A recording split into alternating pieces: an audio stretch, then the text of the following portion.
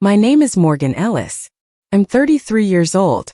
Last December, my father looked me straight in the eye at a private dinner in Midtown Manhattan and announced to 40 people that I had never amounted to anything. He's a CEO.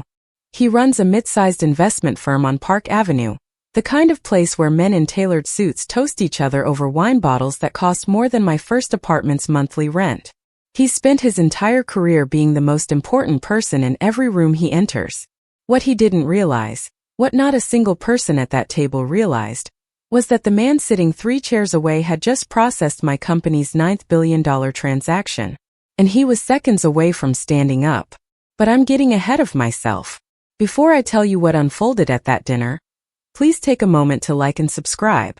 Leave a comment, tell me where you're watching from and what time it is there. I genuinely love reading those. Now let me take you back 7 years, to a holiday dinner where my father spoke 6 words that rewired everything. Actually, wait. Before that night, you need to understand where I stand today, or the rest of this won't land properly. I live in a 1-bedroom apartment in Brooklyn Heights. No concierge, no skyline view. The heating pipes knock at 4 in the morning and I've learned to sleep right through it. I keep 3 plants on the windowsill. A peace lily, a trailing pot hose, and something I picked up at a corner bodega that simply refuses to die. That's my indulgence. I'm up at 5:10 every morning. By 5:40, I'm at my office in Tribeca.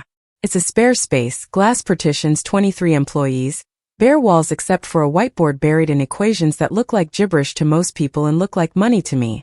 The firm is called Yvonne Capital. We operate a quantitative hedge fund, artificial intelligence, machine learning, algorithmic trading. If that means nothing to you, here's the plain version.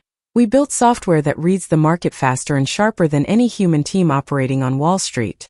Last quarter, our models beat every major index by 11%. Assets under management, $14 billion. I don't give interviews. I don't sit on panels. I don't post on social media. The algorithm makes the argument. Most people inside finance know Yvonne. Almost nobody knows my face. And my father, Thomas Ellis, CEO of Ellis Capital Group, I haven't spoken to him in 7 years. No blow-up, no storming out, just silence. The kind that settles in when someone shows you exactly who they are, and you finally stop looking away.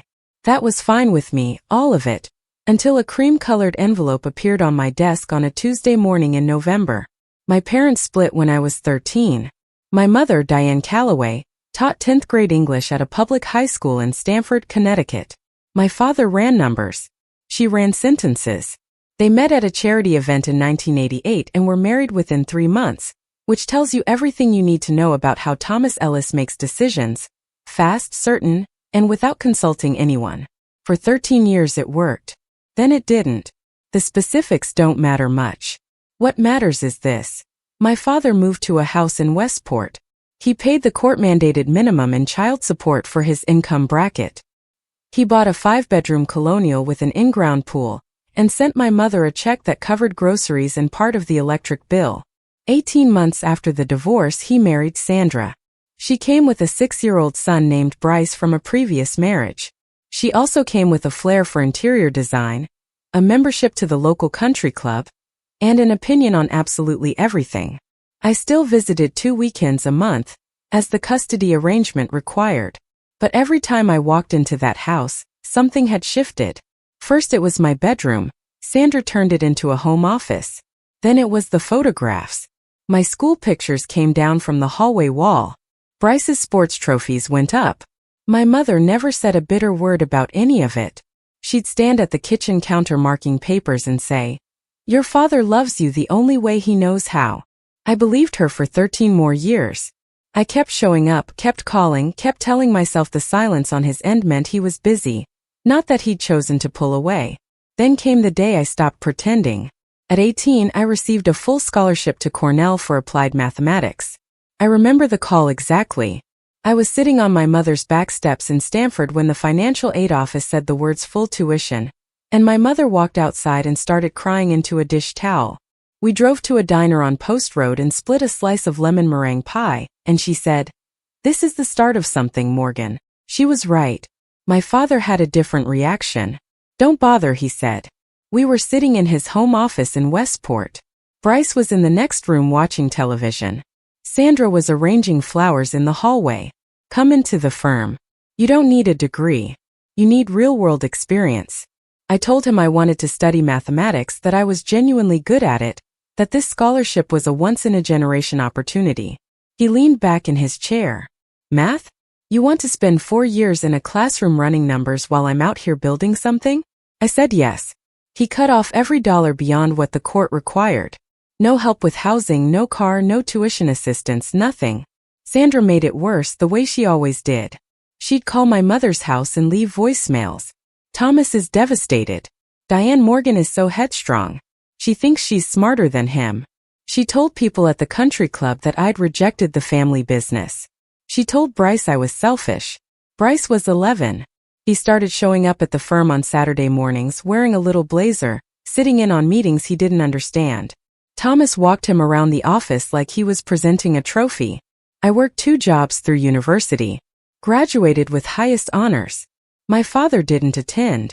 He sent a card with a single line inside. Hope it was worth it. After Cornell, I was hired at Hargrove Securities, one of the largest investment banks in New York. Junior quantitative analyst. Starting salary, $82,000. I thought I was wealthy. I wasn't. Manhattan corrects that assumption quickly. But the work saved me. I spent 14, sometimes 16 hours a day constructing trading algorithms, writing pricing models, learning the language of financial risk the way my mother learned the language of literature, line by line, late at night, over a cup of coffee that had gone cold. Nobody guided me through it. I taught myself. I stayed late because I refused to be the person in that room who didn't understand the math.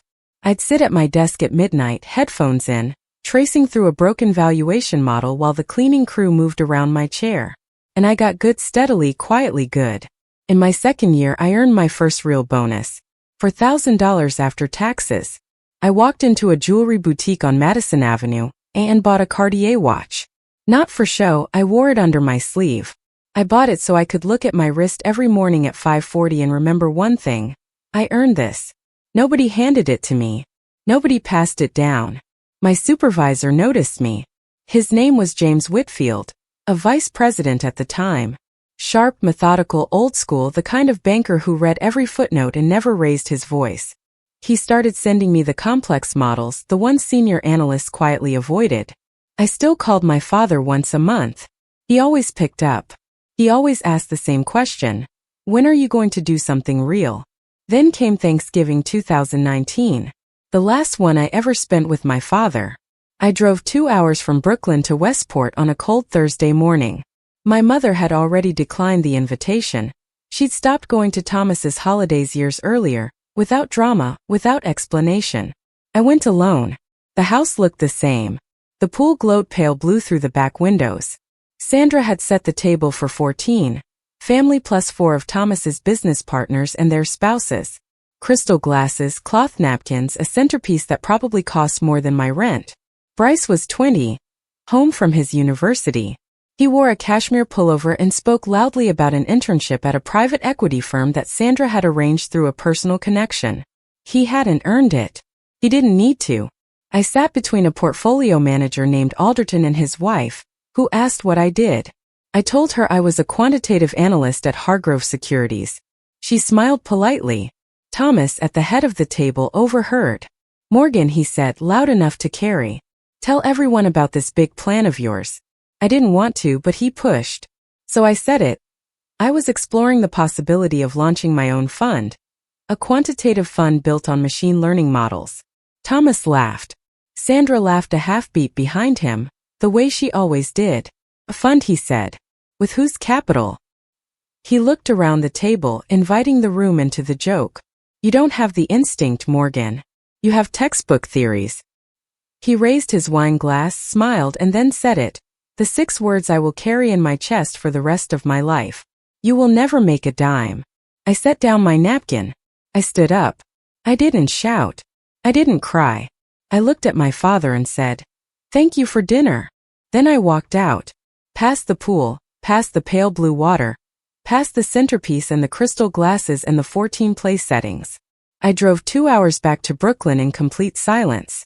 My hands didn't shake until I parked. That night my mother called. I didn't tell her what happened. I just said, "I'm okay, Mom. I just need to work." So I worked. In 2020, I left Hargrove Securities.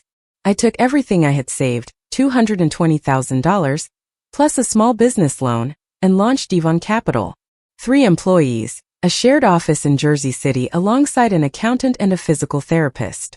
I wrote the first algorithm myself, sitting in a folding chair at a second-hand desk I found at an estate sale for $35. Year 1, we returned 31%. No press coverage, no marketing, just performance.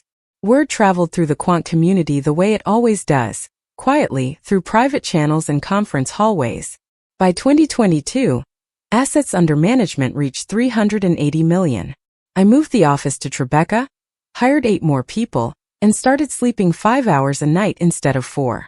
In 2023, James Whitfield, my old supervisor, now a managing director at Hargrove, called me directly. He wanted to serve as our prime broker. He knew me professionally as Morgan Calloway. I'd been using my mother's maiden name since the beginning. He never asked why. Good bankers never do. By 2024, we crossed $3 billion. I began using Ellis again on legal documents. It was my name and I was done hiding from it. By 2025, Yvonne managed $14 billion. A financial publication ran a piece on AI-driven funds and mentioned us in a full feature. I declined the interview. They published it anyway, centered on the algorithm rather than the founder. That was fine with me. My father didn't call. I didn't call. My mother knew I was doing well. She didn't know the figures. She didn't need to. 7 years, no contact, no birthday cards, no holidays. Just work and silence, and a thin silver bracelet on my left wrist that my mother had placed there the morning I graduated from Cornell. She has the matching one. Then James Whitfield's assistant called my office. "Morgan, James would like to invite you to a year-end investor dinner in Midtown, December 12th. Private dining room, 40 guests. He says it matters." I told her I'd think about it. Then I asked who was hosting.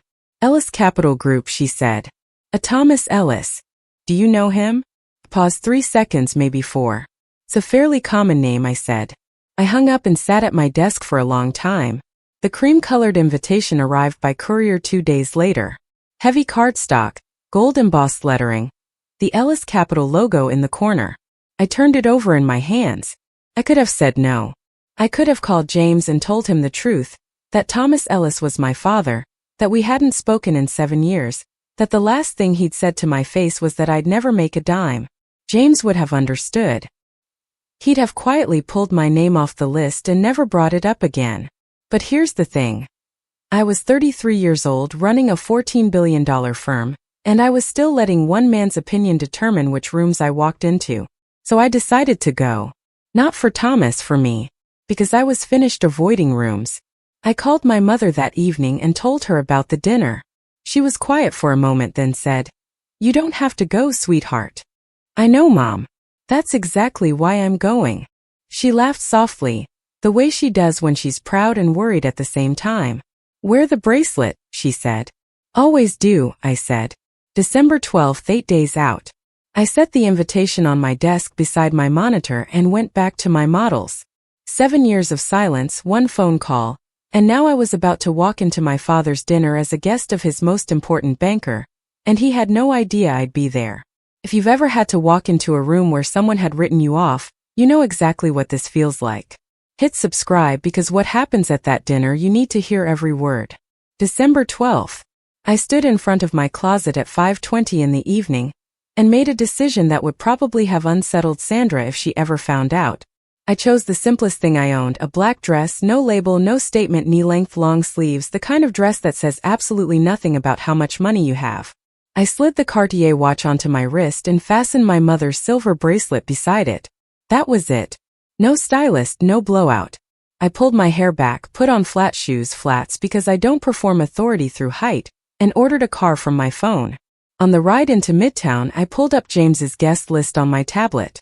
40 names, family office directors, hedge fund managers, 2 corporate attorneys, a retired federal judge, and there near the top, Sandra Ellis, co-host. Bryce Ellis, vice president, Ellis Capital Group. I read Bryce's title 3 times. Vice president. He was 27. He'd been at the firm for 4 years straight out of university.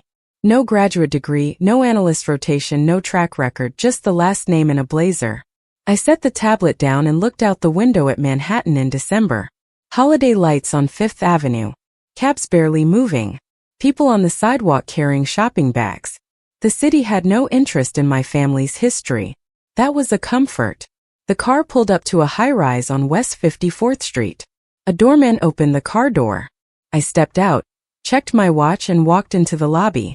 36th floor, private dining room, 40 people, and my father somewhere above me pouring wine and narrating the story of an empire he built. I pressed the elevator button. The doors opened directly into the dining room. Floor-to-ceiling glass. Central Park spread out below like a dark patchwork of shadow and streetlights. Candles on every surface. 8 round tables, 5 seats each, white linen, heavy silver cutlery. A string quartet played something understated in the corner. The room smelled of warm bread and expensive cologne.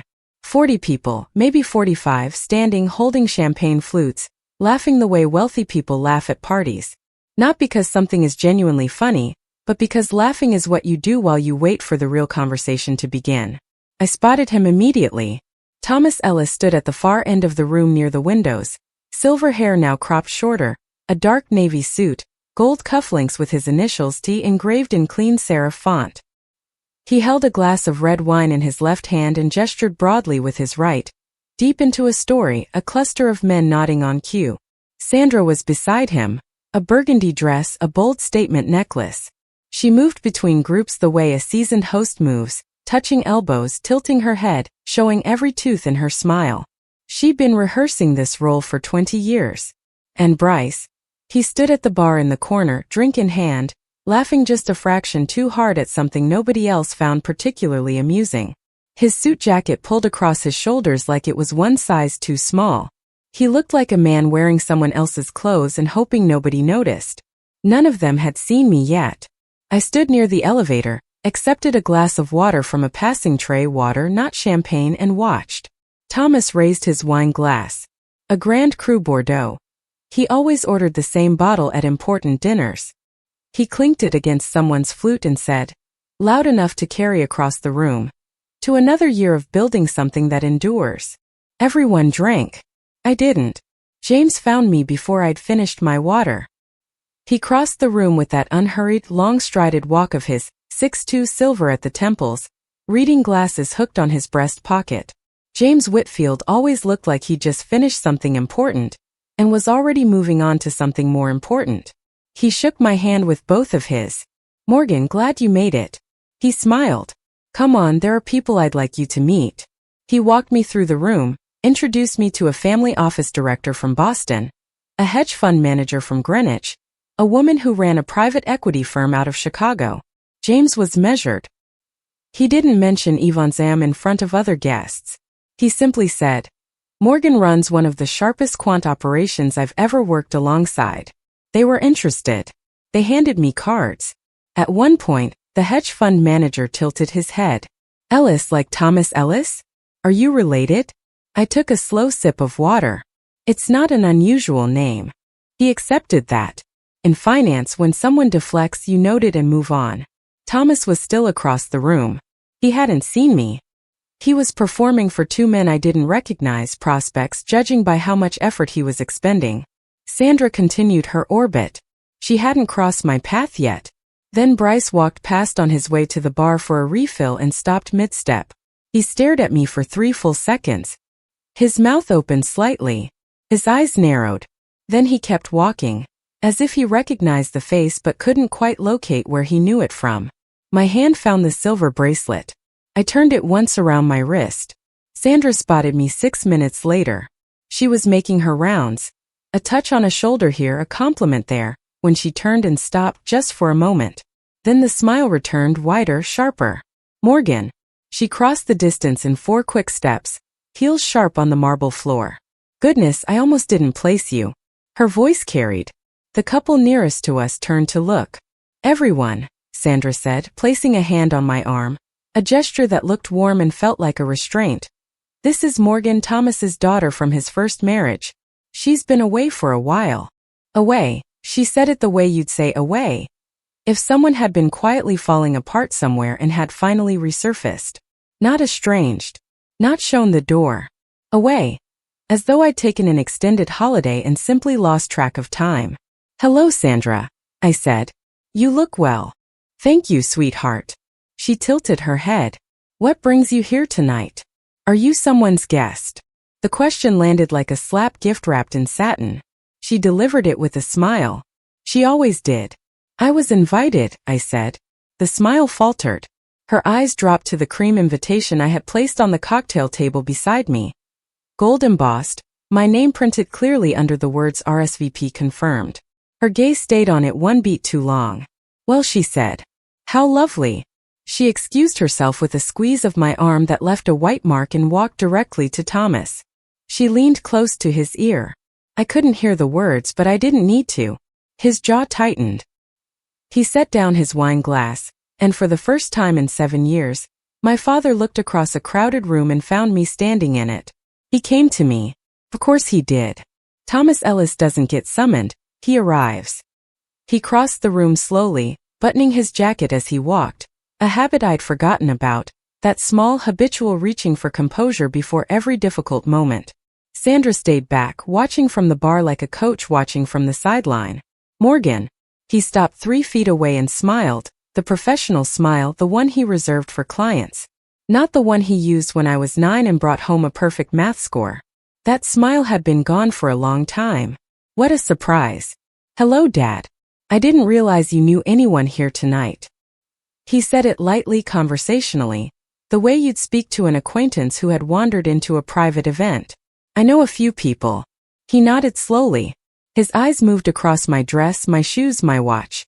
He was assessing me the way he assessed a balance sheet, quickly, clinically, looking for the bottom line. Whatever number he landed on wasn't impressive enough to change his expression. We should talk, he said, lowering his voice. Not here. Come to my office next week. His office, his calendar, his terms. That was Thomas. Every exchange was a negotiation, and he always selected the venue. I'm here now, I said.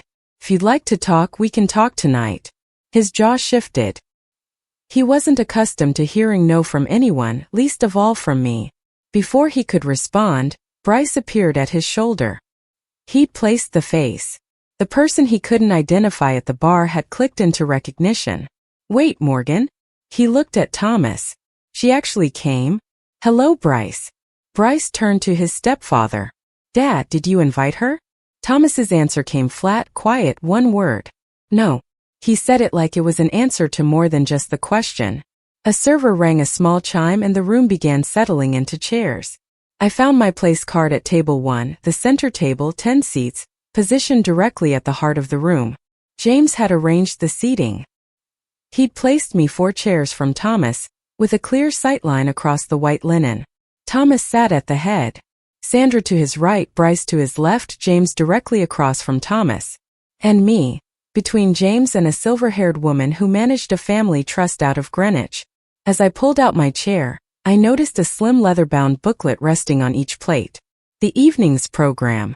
I opened it while the servers poured water. Page 1. Welcome remarks from Thomas Ellis.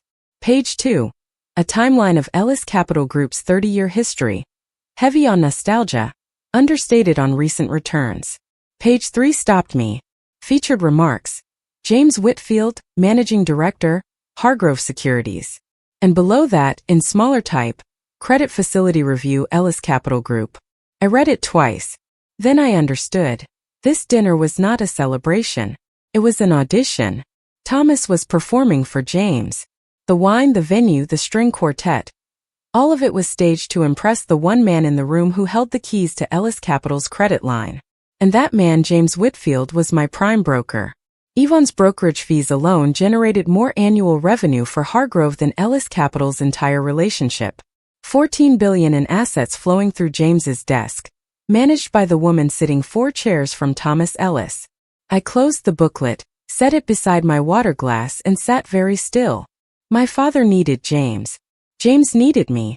And nobody in this room except me knew both sides of that equation. The first course arrived. Oysters on crushed ice with a mignonette. The room settled into the steady rhythm of a formal dinner. Silverware against china, voices dropping to a murmur, small talk filling the space between bites. Thomas took command of table 1 immediately. He leaned back in his chair, Bordeaux in hand, and began the story he always told. How he started Ellis Capital with $180,000 and a borrowed conference room. How he built it into a firm managing hundreds of millions. How the industry had dismissed him in the early days. He was skilled at this, charming, rehearsed, pausing at exactly the right moments. He made eye contact with James when he talked about risk management. He made eye contact with the Greenwich woman when he talked about trust. He never once looked at me. Sandra played her part. She nodded, laughed, touched Thomas's arm at the emotional peaks, like a stage manager cueing applause. Bryce attempted to impress James with a question about portfolio construction.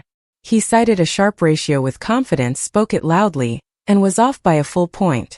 I watched James glance down at his phone and type something. A note, probably a flag. I finished my oyster and listened.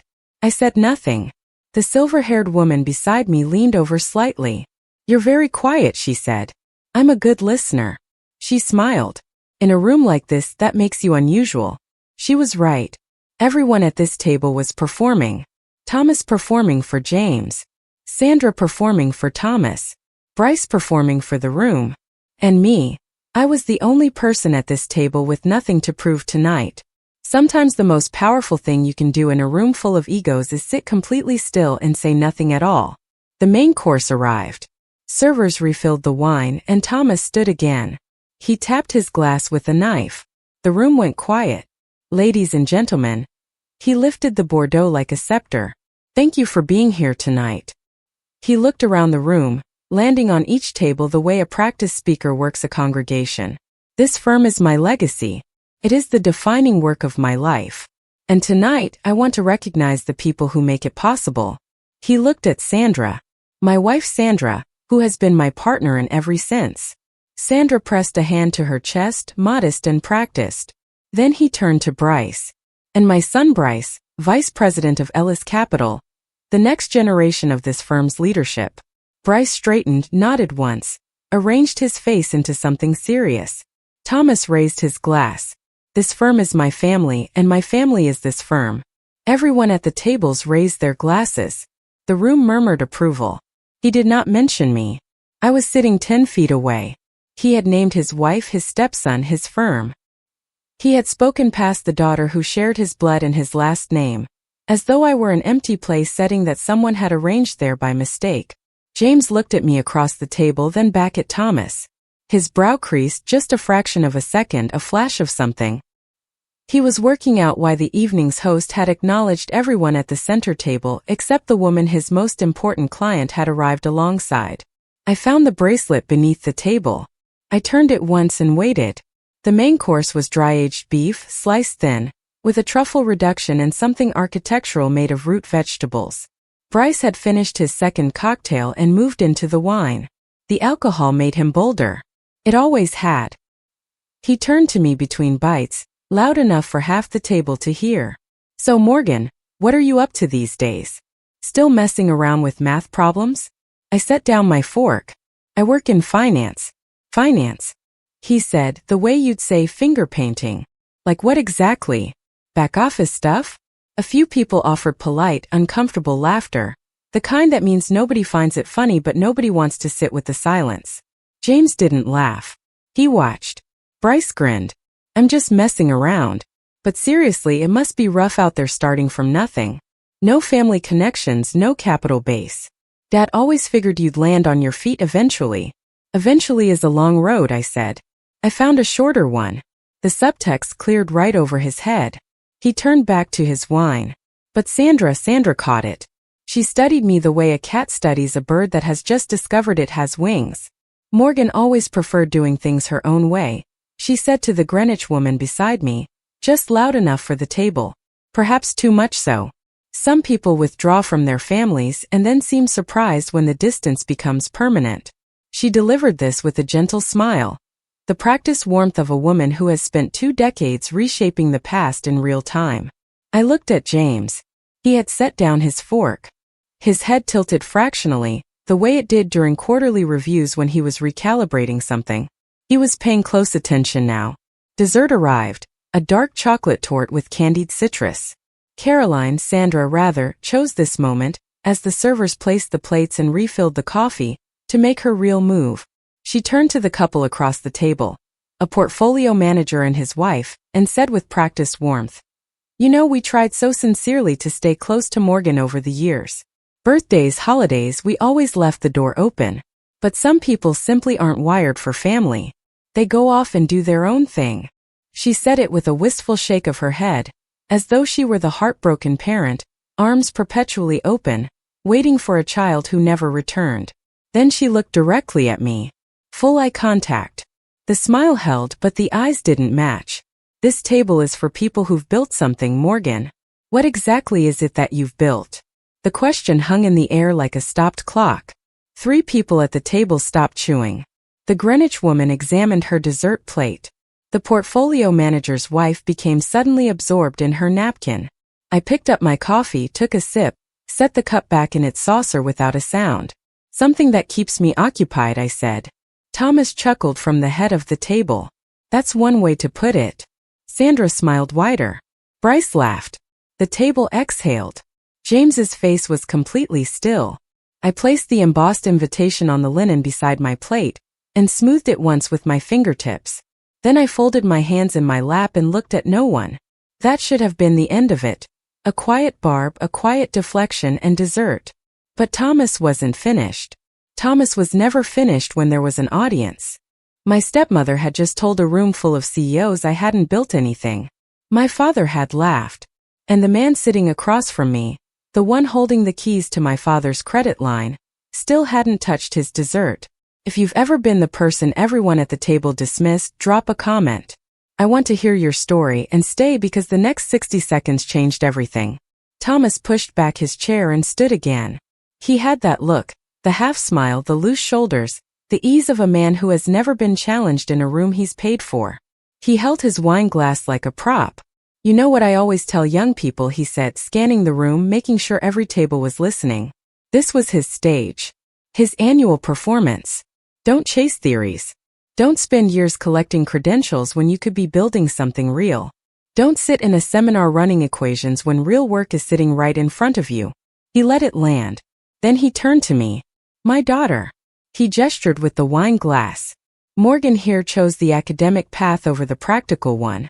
She wanted to spend her 20s studying algorithms instead of joining the family business." He paused. "And look where that path led." I met his eyes. "Where did it lead, Dad?" He laughed. "Not cruelty, something worse, pity. The kind of laugh that says I love you, but you are a disappointment and everyone here can see it. Morgan, I love you, but let's be clear." He looked at my dress, my flats, the absence of visible luxury. 7 years on and you still can't put together a real outfit for a room like this. A few people at the table shifted in their chairs. He didn't register it. "You will never make a dime chasing algorithms. I told you that 7 years ago." He raised the Bordeaux and smiled. "I'm telling you now." The room went completely still. 40 people. A server near the kitchen door stopped mid-stride. Sandra's mouth curled at the edges. Bryce nodded slowly, as though a verdict had been delivered and confirmed. And James Whitfield, James, who had sat quietly through the toast, through Bryce's needling, through Sandra's performance, set his napkin on the table. His face was flushed. Not embarrassed. Angry. I looked down at my wrist, the silver bracelet, the Cartier watch. I turned the bracelet once. Breathed in, breathed out. Then James pushed back his chair and stood up. The room turned to James the way a courtroom turns to the presiding judge. He was the evening's keynote evaluator. The man Thomas had spent 30 years of reputation and one very expensive dinner trying to impress. When James Whitfield stood at a table, people listened. "Thomas." His voice was level and precise, the tone of a man who has delivered difficult news to billionaires and favorable news to boardrooms without ever adjusting the register. "May I say something?" Thomas smiled. He thought this was the moment. The credit line. The endorsement. The payoff for the evening. He gestured with open-handed generosity. "Of course, James, the floor is yours." James straightened his jacket. He looked at Thomas. Then he looked at the room. I've known your daughter for 4 years. The smile on Thomas's face cracked at its edges. You know Morgan? Professionally? James nodded. Very well, actually. Sandra leaned forward. Her hand found Thomas's arm beneath the table. Bryce set down his wine glass and sat perfectly still. And I need to address something you just said. The silence deepened. The string quartet had stopped. Somewhere behind the kitchen door, something clinked against a counter. The nearest candle flickered, then held. 40 people, 10 at our table, all of them watching James Whitfield, managing director of Hargrove Securities, prepare to contradict the evening's host in front of every meaningful person in Thomas Ellis's professional orbit. James didn't hurry. He didn't raise his voice. He simply turned to face the room the way he'd faced 1,000 conference rooms, and spoke with data, precision, and no emotion whatsoever. One word first, delivered quietly, correction. And then, Ms. Ellis, your daughter, is the founder and CEO of Yvonne Capital. Thomas blinked. Yvonne, he knew the name. Everyone at this table knew the name. Yvonne Capital was a fixture in quantitative finance circles. The fund that had outperformed every benchmark for 5 consecutive years using AI-driven models that nobody outside the firm fully understood. It was the fund referenced in investor letters as the standard they couldn't reach. Thomas simply didn't know who ran it. Yvonne manages $14 billion in assets under management, James continued. His voice carried to every table. The room was perfectly still. Last quarter alone, Morgan's algorithms beat every major index by 11%. He paused, let the number settle into the room.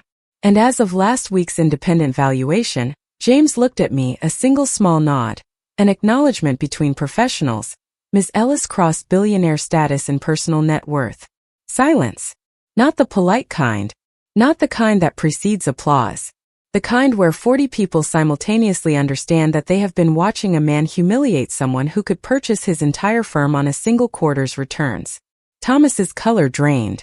The hand holding the Bordeaux trembled. The wine shifted in the glass. He didn't drink. He couldn't. Sandra's mouth opened. Closed. Opened again. That can't be right.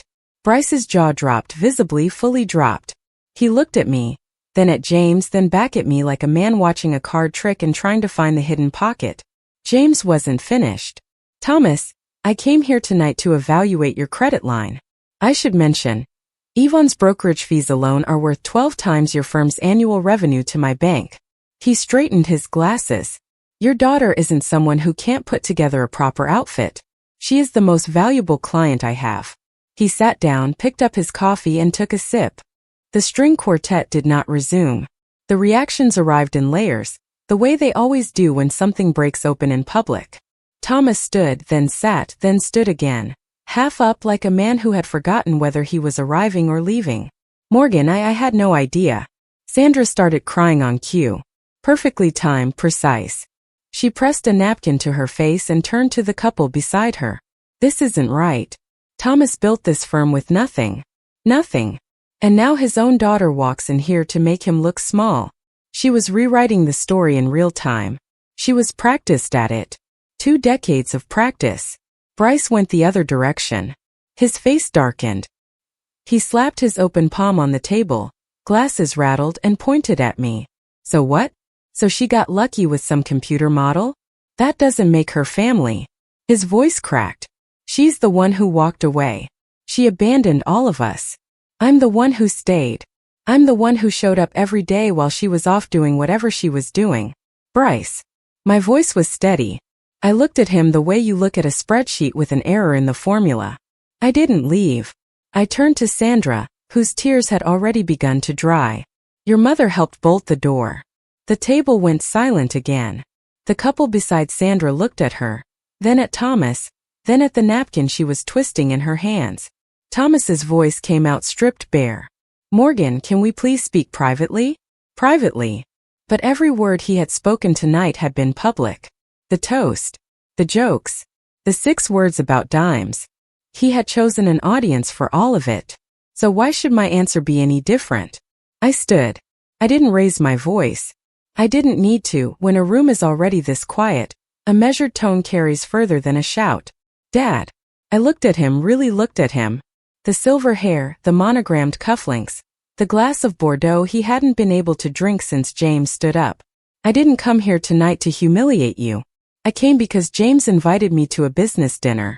I didn't realize it was yours until I read the program. Thomas opened his mouth. I kept going.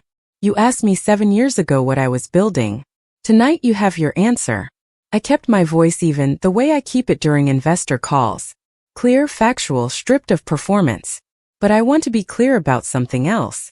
I didn't build Yvonne because of what you said to me at Thanksgiving. I built it because I'm good at what I do. Your opinion of me, then or now, never appeared in my models. His eyes were wet. Sandra had stopped crying. Bryce had stopped shouting. The room was holding a collective breath. I'm not here to rescue your firm, I said. I'm not here to punish you. I'm here because I earned a seat at this table, the same way everyone else in this room did. Morgan, please, his voice broke on my name. Lemmy, you had 7 years, Dad. I picked up my clutch from the back of the chair. 7 Christmases, 7 birthdays. You didn't call. You didn't write. You chose silence. I looked at him. So did I.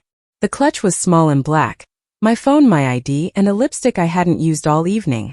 I held it at my side and said the last thing I would say to my father in that room. I looked him in the eye.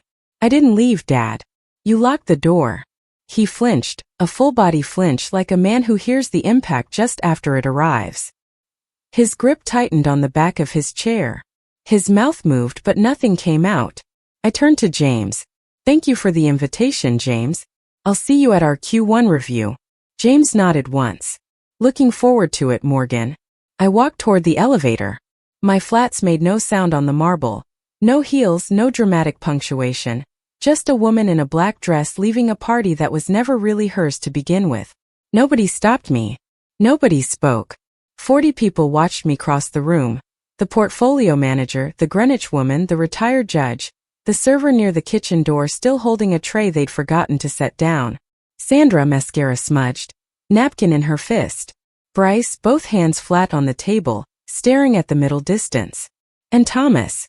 Thomas, standing at the head of his own table, mouth half open, eyes following me the way a man watches a door close that he knows will not open again from the other side.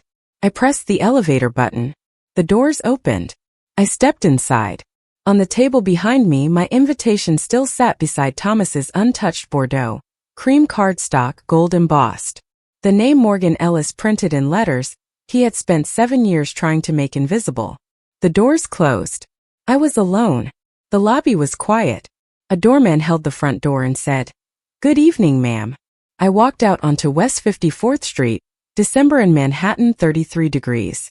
My breath made small clouds. The sidewalk was full of holiday shoppers and couples leaving restaurants and tourists stopping to look at the lights strung between buildings. Nobody knew who I was. Nobody cared. That felt exactly right. I walked 2 blocks. Didn't call a car. I needed the cold. I needed to breathe air that didn't smell like a Grand Cru Bordeaux and expensive cologne, and the particular atmosphere that gets used up when too many egos occupy the same room. I stopped in front of a shop window. A holiday display, mechanical figures, artificial snow. A model train winding through miniature houses. My reflection looked back at me.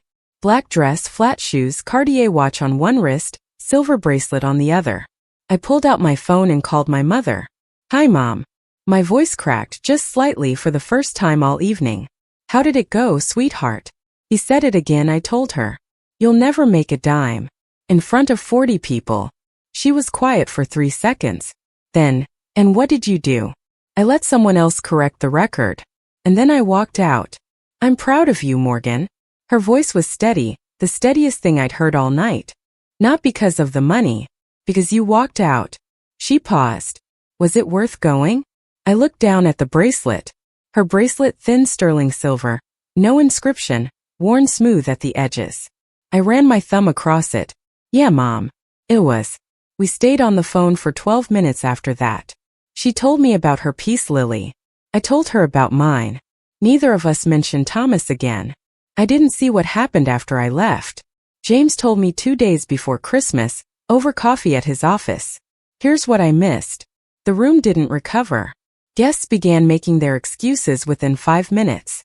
Early flights, babysitters, headaches. 3 of them found James on their way out and asked about Yvonne. They wanted in. They handed him their cards and said things like, "If she's open to outside capital, we'd appreciate an introduction." Thomas tried to hold the evening together. He stood at the head of the table and said, "She's my daughter, she learned from me after all." His voice was too loud. His smile too wide. The people still remaining looked at him the way you look at someone who tries to claim credit for a weather event. Sandra was worse. She intercepted James near the elevator. "James, please." Thomas didn't mean any of what he said. He's a good father. He's been under so much pressure. James removed her hand gently from his arm. "Mrs. Ellis, I know exactly what Thomas meant. I was sitting right there." Bryce went to the elevator lobby. He pressed the call button repeatedly. The car was already in the lobby. I was already outside. He stood there, jacket off, tie loosened, staring at the closed doors. By Monday morning, Hargrove Securities had contacted Ellis Capital Group's chief financial officer. The credit line, the one Thomas had spent 30 years of trust and one very expensive dinner trying to preserve, was placed under a 90-day review. Thomas called Yvonne's main office that afternoon. He had looked up the number himself. He got the general voicemail. "Morgan, it's your father. Call me." I listened to the message in my office. Then I deleted it. He called 4 more times that week. I didn't answer any of them. The weeks following the dinner were quiet for me and loud for everyone else. Ellis Capital's credit line entered formal 90-day review. Not because I requested it. Not because James was settling a score on my behalf. It was standard protocol when a fund's assets under management fall 40% over 18 months. The dinner simply caused James to look more carefully at numbers he'd previously been willing to set aside. Thomas sent me an email, 3 paragraphs. I read it once. He wrote that he'd been hard on me because he wanted me to develop resilience. He wrote that the financial world was unforgiving and he'd been preparing me for it. He wrote that he had always believed in me but expressed it poorly. The words "I'm sorry" did not appear anywhere in the message. I didn't write back. Sandra called my mother. "Tell Morgan to call her father. He can't sleep. He's barely eating." My mother, who had raised me alone on a teacher's salary while Thomas purchased a 5-bedroom house with an in-ground pool, said, "Morgan is a grown woman. She'll call when she's ready." Bryce posted on LinkedIn a photo of himself at his desk, sleeves rolled up with the caption, "Energized by what's ahead at Ellis Capital Group. Next chapter starts now." Nobody engaged with it. His colleagues at the firm had been at the dinner. They'd seen everything. 2 senior partners resigned the following week. They cited concerns about the firm's culture. And in the quantitative finance world, the whisper spread. Morgan Ellis runs Yvonne Capital. The Yvonne Capital. I went to the office every morning at 5:40. Opened my laptop, ran the models, drank my coffee. The algorithm doesn't care about family history. Neither did I. 2 weeks after the dinner, Thomas walked into James's office at Hargrove Securities. James told me about this in January during our quarterly review. He said he nearly didn't mention it. Then he decided I deserved to know. Thomas didn't come to discuss the credit line. He sat down across from James's desk, the same desk where I had signed my prime brokerage agreement 4 years earlier, and asked one question. "Is she happy?" James looked at him. "I think she is." Thomas sat with that for 30 seconds. James counted. Then Thomas said quietly, almost to himself, "I taught that girl nothing. Everything she has, she built alone." James didn't argue. Thomas stood up. "I need to go," he said. He walked to the door, put his hand on the frame and stopped. "James, don't tell her I came by." James told me anyway, because he thought I should know that somewhere beneath the Bordeaux and the monogrammed cufflinks and the 30 years of performance, there was a man who understood precisely what he had done. He simply couldn't say it to the person who needed to hear it. I sat with that for a long time after James told me. I didn't call Thomas, not because I was still angry, because one phone call doesn't repair 7 years, because healing doesn't happen over a single conversation, because my father asking James whether I was happy was as close to an apology as Thomas Ellis was capable of offering, and I had to decide whether that was enough. It wasn't, but it was something. In January, I wrote an email, 5 sentences. I drafted it on a Sunday morning in my Brooklyn Heights apartment, sitting on the floor with my laptop on the coffee table, and my mother's bracelet catching the light from the window. Dad, I heard you ask James if I was happy. The answer is yes. I'm not asking for an apology, and I'm not offering one. But if you ever want to have a real conversation, not CEO to nobody but father to daughter, you know where to find me. Until then, I wish you well. Morgan. I read it 4 times. Changed nothing. Hit send. The read receipt came back in under 5 minutes. He had opened it almost immediately.